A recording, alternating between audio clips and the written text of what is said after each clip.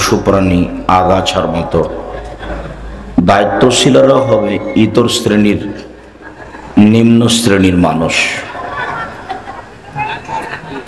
আবু মুসা আশআরী রাদিয়াল্লাহু তাআলা আনহু বলেন, রাসূল সাল্লাল্লাহু আলাইহি ওয়াসাল্লাম বলেছেন, কাইফা বিকুম ওয়া বিজামানিন, তোমাদের কি হবে, যুগের কি হবে, তোমাদের কি হবে, যুগের কি হবে, তোমাদের কি হবে, যুগের কি হবে। এদা উবকিতুম ফি হুসালাতিন মিনান নাস, যখন তোমরা থাকবে আগাছার মাঝে, সমাজের লোক হবে আগাছা, পশু প্রাণীর মতো, কেউ কাউকে মানবে না, তখন তোমাদের কি হবে, যুগের কি হবে। অমারাজাতিল ওহুদ, মানুষের ওয়াদা অঙ্গীকার আমানতদারি থাকবে না।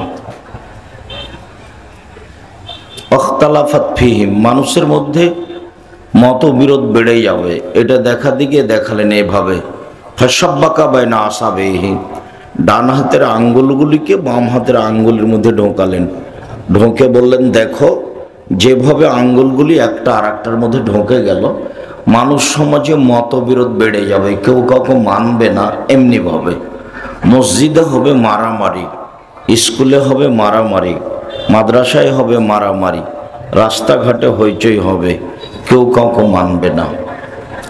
মুআয ইবনে জাবাল রাদিয়াল্লাহু তাআলা আনহু বলেন, রাসূল সাল্লাল্লাহু আলাইহি সাল্লাম বলেছেন, বাদা নবুওয়াতান বিরাহমা, বাদা বিল ইসলামে ওর রাহমা, ও বাদা বিনবুওয়াতিন রাহমা, নেতৃত্ব শুরু হয় নবী দিয়ে ও দয়া দিয়ে।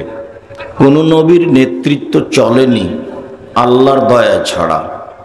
সুম্মা কানা খিলাফা ও রাহমা, তারপর হয় খলিফা দিয়ে ও দয়া দিয়ে।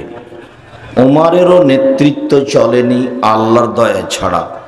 সুম্মা মুলকানা আজুজান, তারপর নেতৃত্ব দিবে এমন ব্যক্তি জোরজার মুল্লুক, তার নীতিগতভাবে হবে না।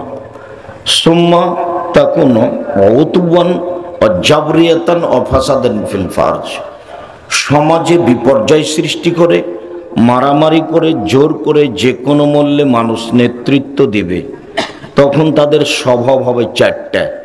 এক, ইস্তাহিলুনাল হারিরা, তারা রেশমি কাপড়কে বৈধ মনে করবে। অল ফরুজা, জেনাকে তারা বৈধ মনে করবে। অল খমুরা, নেশাদার দ্রব্য, বিড়ি তামাক জর্দা সিগারেট গোল, নেশাদার দ্রব্য মদকে তারা বৈধ মনে করবে। অয়ুরজাকুনা, দিনান্দিন তারা ধনী হয়ে যাবে। ওয়াইনসারুনা, ধনী হওয়ার জন্য যা কিছু সহজ পথ লাগে সব তাদের সহযোগিতায় পাবে, তারা পাবে, সহযোগিতা করা হবে। এরকম অবস্থাগুলি রাসূল সাল্লাল্লাহু আলাইহি সাল্লাম বললেন।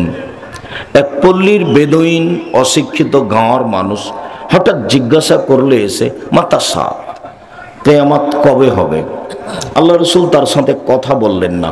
আল্লাহ রসুল নিজে মানুষের সাথে কথা বলছিলেন, যার কারণে কথার মধ্যে কথা ঢোকাতে হয় না। এটা একটা শিষ্টাচার। পল্লীর মানুষ জানে না, ঢোকেই বলছে মাতা সাত, কিয়ামত কবে হবে। আর তার সাথে কথা বললেন না। সাহাবীগণ মনে করলেন হয়তো বা আল্লাহ রসুল তার উপরে অসন্তুষ্ট হয়েছেন, কথা বললেন না কেন।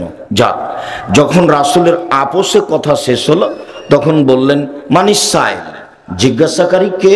কেউ কথা বলে না। আবার বলছেন, মানিস সাইল, জিজ্ঞাসাকারী কে? কেউ কথা বলে না।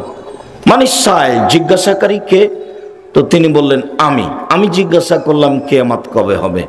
তখন আল্লাহ রসুল বললেন, এই যা জয়াতিল আমানাত ফান্তাজির সাত, যেদিন 10-এর পয়সা ধ্বংস হবে সেদিন কিয়ামত হবে। মসজিদের পয়সা মানুষ মেরে খাবে, মাদ্রাসার পয়সা মানুষ মেরে খাবে, 10-এর সম্পদ মানুষ ভাগ করে নিবে নিজের সম্পদের মতো করে, তখন কিয়ামত হবে। পল্লীর বেদুইন মানুষ কথাটা বুঝতে পারল না, বলল, কাইফা ইয়াজাতুহা, 10-এর সম্পদ কিভাবে ধ্বংস হবে, তা কিভাবে নষ্ট হতে পারে? তখন আল্লাহ রসুল বললেন, এই যা উসসাদাল আমর এলাকায় আহলি ফান্তাজির সাত, যখন দায়িত্ব অযোগ্য মানুষের হাতে তুলে দেওয়া হবে তখন কিয়ামত হবে, তখন 10-এর পয়সা ধ্বংস হবে।